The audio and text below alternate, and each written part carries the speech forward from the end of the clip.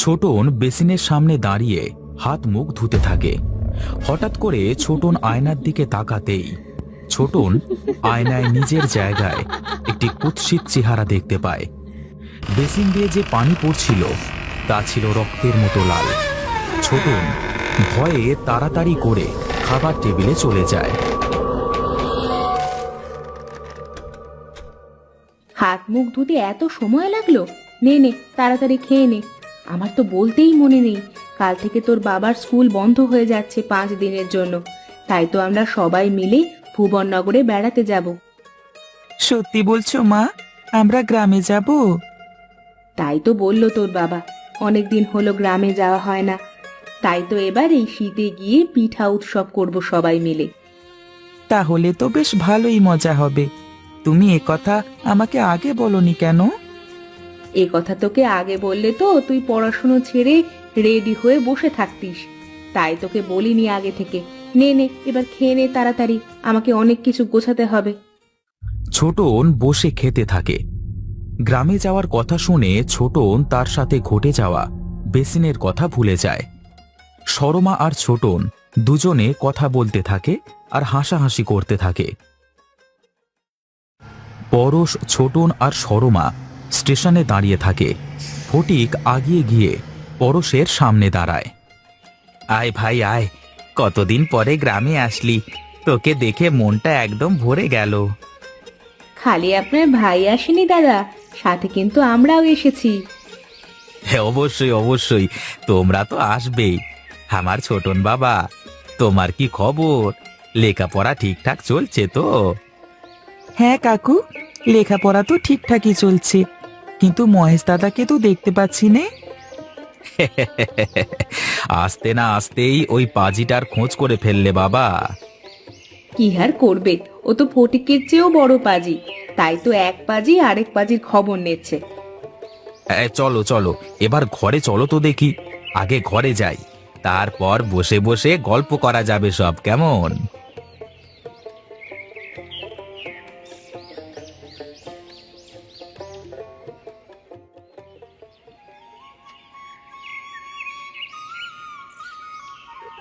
কই গো গিন্নি, দেখো দেখো কারা এসেছে। কতদিন পরে দেখা, সেই যে অনুষ্ঠান থেকে গেলে আর এখন মনে পড়লো আমাদের কথা। আসলে বৌদি হয়েছে কি, আপনার ঠাকুর পড়তো স্কুল আর এদিকে ছোটনের পড়াশুনো। আমার তো বাড়ি থেকে বের হওয়ারই ফুরসত নেই। তা বললে কি হয়? তুমিও কেমন ঠাকুরপো বলো তো? আরে আমি আবার কি করলাম? আমার কি দোষ? তুমি না হয় চাকরি বাকরি নিয়ে ব্যস্ত থাকো, সরমাকে তো আসতে দিতে পারো এই বাড়িতে। তোমরা কি বাইরেই দাঁড়িয়ে কথা বলবে, নাকি ওদের ভেতরে নিয়ে যাবে? হ্যাঁ, তাই তো, আসলে এতদিন পরে ওদের পেয়ে যে ঠিক কি করব বুঝে উঠতে পারছি না। চলো সবাই ঘরে গিয়ে বসি।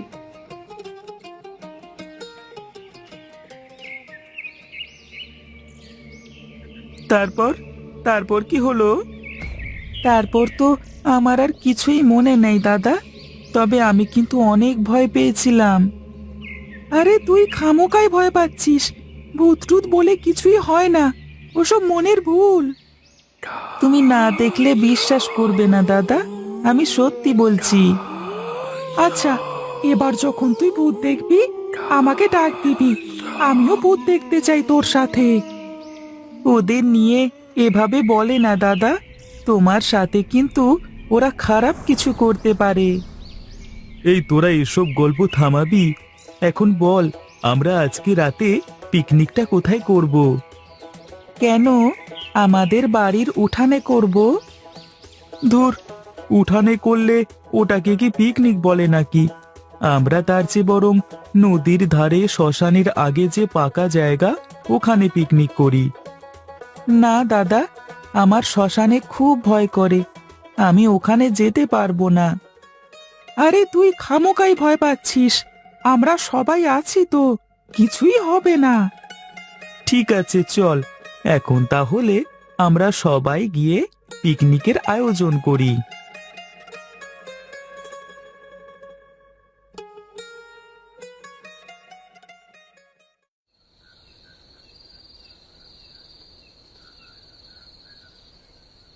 মহেশ, ভোলা, ছোটন আর কিছু লোক মিলে শ্মশানের কাছে পিকনিক করতে থাকে। একদিকে রান্নাবান্নার কাজ চলে, অন্যদিকে মহেশ আর ছোটন মিলে খাবার জন্য কলা পাতার ব্যবস্থা করতে যায়।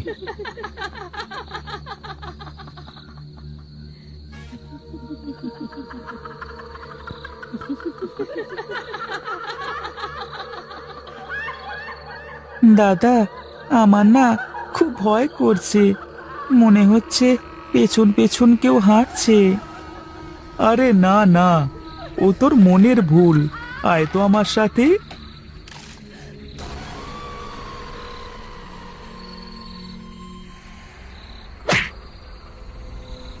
এই কে রে?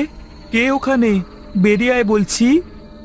তোমাকে আগেই বলেছিলাম দাদা, আমার কথা শুনলে না তো। আমি আগেই জানতাম শ্মশানে খারাপ আত্মারা থাকে। এই তুই থাম তো, তোর যদি এতই ভয় করে তাহলে তুই চলে যা। না দাদা, আমি একা একা কোথাও যেতে পারবো না, তোমার সাথেই থাকবো। বেশ, তাহলে চুপচাপ চল আমার সাথে।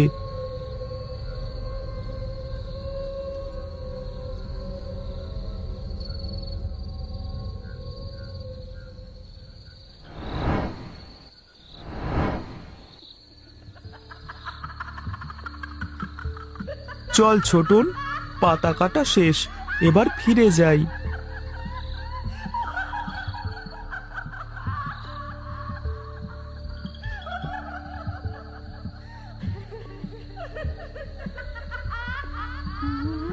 মহেশ আর ছোটন পাতা নিয়ে ফিরে যাবার সময় দেখে শ্মশানের বটগাছে কে যেন বসে আছে। নিচে মাটি অবধি পা ঝুলে আছে। ছোটন আর মহেশ দুজনই অজ্ঞান হয়ে মাটিতে পড়ে যায়। অনেকক্ষণ মহেশ আর ছোটনের কোনো খোঁজ না পেয়ে ভোলা মহেশ আর ছোটনকে খুঁজতে বের হয়।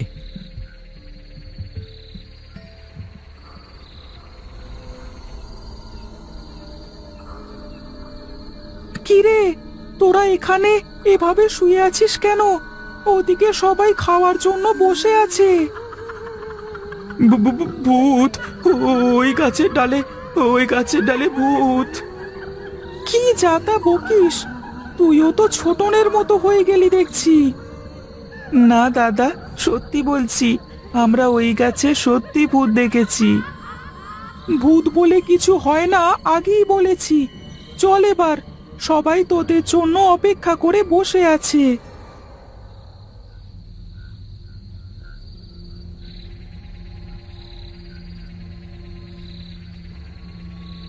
সবাই মিলে বসে কলা পাতায় খাবার খেতে থাকে। খাবার খাওয়া শেষ করে সবাই বাড়ি যাওয়ার জন্য রেডি হয়।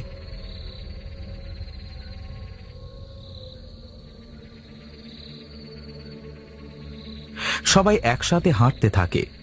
ভোলা পেছন থেকে টুক করে সরে যায়। সবাই সামনের দিকে তাকিয়ে চলে যায়। ভোলা অন্ধকারের মধ্যে একটি হেরিকেন হাতে করে দাঁড়িয়ে থাকে। আজ বেটা ভূতকে দেখি ছাড়বো, দেখি ভূত পারে না আমি পারি।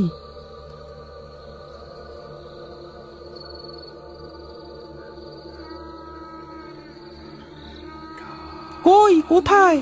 আমি তো কিছুই দেখতে পাচ্ছি নে। এই মহেশ আর ছোটন একটা ভিতুর ডিম, কোথায় কি বলতে কি দেখেছে। ধুর, আমিও ওদের কথা বিশ্বাস করে দেখতে চলে এলাম। যাই, বাড়ি ফিরে যাই। গাছের উপর থেকে একটা কালো হাত এসে ভোলাকে জড়িয়ে ধরে গাছের উপরে তুলে নিয়ে যায়। বাবারে, বাঁচাও, বাঁচাও বাবারে, ওরে বাবা! মহেশ আর ছোটন উঠানে দাঁড়িয়ে থাকে। ভোলা ঢুলতে ঢুলতে উঠানে এসে দাঁড়ায়। ভোলার চোখ দুটো লাল টুকটুকে হয়ে থাকে। মহেশ আর ছোটন ভোলার চোখের দিকে তাকিয়ে ভয় পেয়ে যায়। কি রে ভোলা, কোথায় ছিলি তুই? সারা রাত বুঝি ঘুমাসনি? চোখ দুটো কেমন লাল হয়ে আছে। কি করছিস ভোলা? ছাড় আমাকে, ছাড় বলছি, আমার লাগছে তো। ওর বাবা রে! ছেড়ে দেব তোকে? তোকে ছেড়ে দেব আমি? তুই তুই আমার ঘুম নষ্ট করেছিস, আর তোকে আমি ছেড়ে দেব?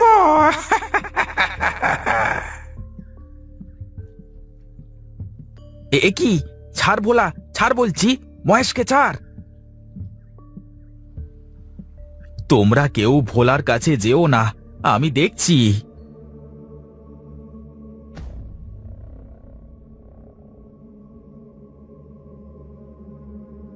ফটিক ঘরের ভেতর থেকে শুকনো মরিচ এনে ভোলার নাকের কাছে ধরতেই ভোলা মহেশকে ছেড়ে দেয়। মহেশ মাটিতে পড়ে যায়। মরিচের ঝাঁঝে ভোলা অজ্ঞান হয়ে মাটিতে পড়ে যায়। তোমরা সবাই মহেশকে ভেতরে নিয়ে যাও। ভোলার উপর শয়তান আত্মা ভর করেছে। তোমরা ভোলার দিকে খেয়াল রেখো। আমি তান্ত্রিক মশাইকে ডেকে আনি।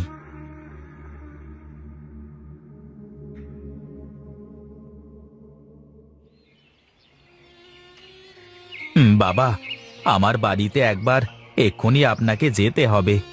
ভোলার উপর দুষ্ট আত্মা ভর করেছে। যেভাবেই হোক ওকে তাড়াতে হবে, তা না হলে সর্বনাশ হয়ে যাবে বাবা। বোম ভোলে, বোম বোম ভোলে। আমি সব জানি।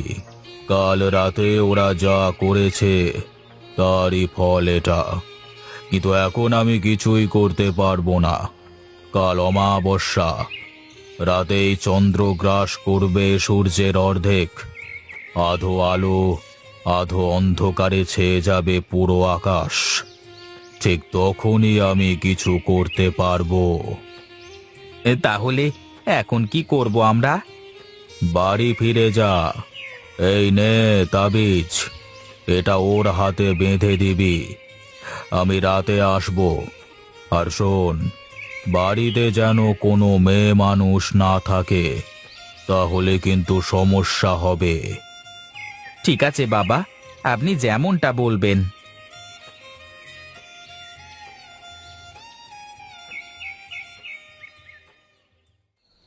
চন্দ্রগ্রহণে আকাশ আলোকিত হয়ে থাকে।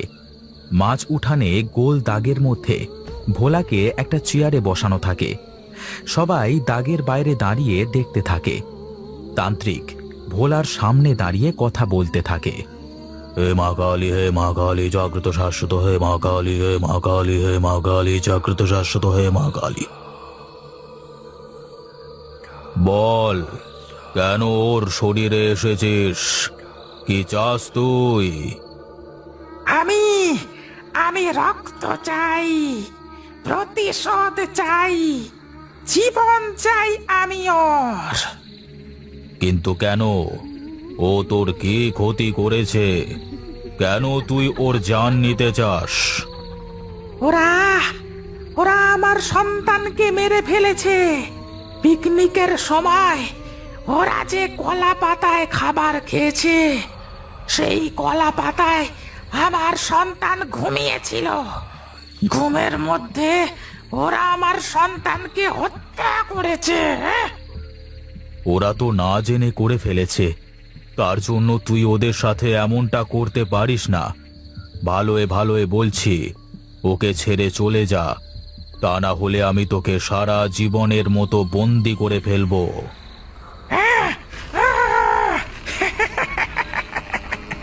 তুই আমার কিচ্ছু করতে পারবি না তান্ত্রিক, আমি তোকেও ছাড়বো না। কে কাকে না ছাড়ে সেটা আমিও দেখব। আজ তোকে এই বোতলে ভর্তি করেই ছাড়বো। তান্ত্রিক একটা বোতল হাতে করে ভোলার দিকে এগিয়ে যায়। তারপর তান্ত্রিক ভোলার কপালে একটা তাবিজ দিয়ে চেপে ধরে। কিছুক্ষণ এভাবে তাবিজটা ধরে রাখবার পর আত্মা ভোলার শরীর থেকে বের হয়ে বোতলের মধ্যে চলে যায়। তান্ত্রিক বোতলের মুখ আটকিয়ে আত্মাকে বন্দি করে ফেলে। ভয় নেই বাছা, আর কোনো ভয় নেই। এখন তোরা সবাই নিরাপদ। কিন্তু তান্ত্রিক মশাই, যদি আবারও... না না, এই অশরীরী আত্মা আর কখনো এই বোতল থেকে বের হতে পারবে না। আমি ওকে একদম নিঃশেষ করে ফেলবো। এখন তাহলে আমি চলি।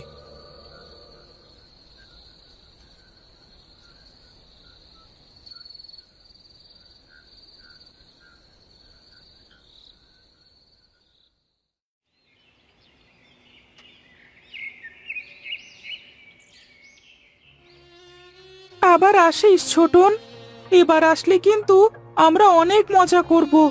আর ওসব ভূতের কথা মথা ভুলে যা। আমি আর জীবনে গ্রামে আসবো না দাদা। আর যদিও আসি, কোনোদিন শীতের রাতে পিকনিক করব না তোমাদের সাথে। কেন রে, আমাদের কি কিছু হয়েছে? তুই খালি খালি ভয় পাচ্ছিস। না দাদা, আমি জানি ভোলাদার ওখানে আমি থাকলে আমি সত্যি মারা যেতাম। আমি আর কোনোদিন এই শীতের ছুটিতে গ্রামে আসবো না। আর পিকনিক তো দূরের কথা।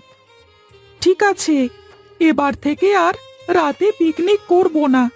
তুই আসলে এবার থেকে আমরা দিনের বেলাতেই পিকনিক করব।